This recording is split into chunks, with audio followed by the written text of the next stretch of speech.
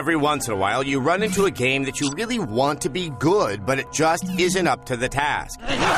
X-Play is saddened to report that Alone in the Dark will likely top a lot of most disappointing of 2008 lists.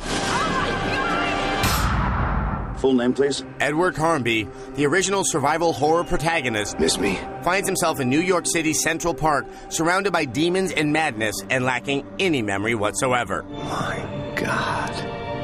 Who the hell am I? Other things Edward lacks include adequate reflexes, decent aim, and the ability to put things in his pants pockets. Alone in the Dark puts heavy emphasis on combining items to create new items, mainly stuff that burns. Fire is a large part of the game, and while it looks pretty, having enemies vulnerable to fire means you spent a lot of time constructing fire-based methods to kill them.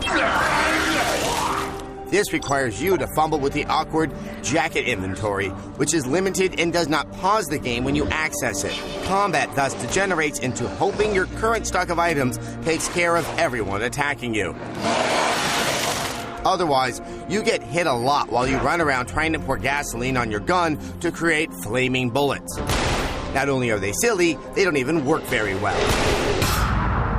Alone in the Dark also boasts the worst driving sequence in the history of let's put a driving sequence in our action-adventure game driving sequences. This one little part of the game packs more bugs and glitches than you can shake a QA tester at. The camera also seems to hate you. There are a few bright spots.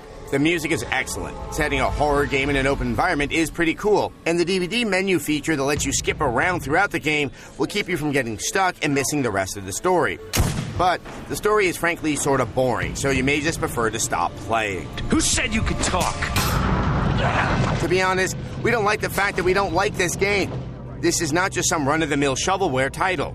It's clear the people who made Alone in the Dark were trying to make something very ambitious, and there were a lot of good ideas here. It's just that none of them work very well. Then I suppose you're the answer man? It should have been more than what it is, but good intentions only go so far. Alone in the Dark gets an A for effort, but it also gets a 2 out of 5.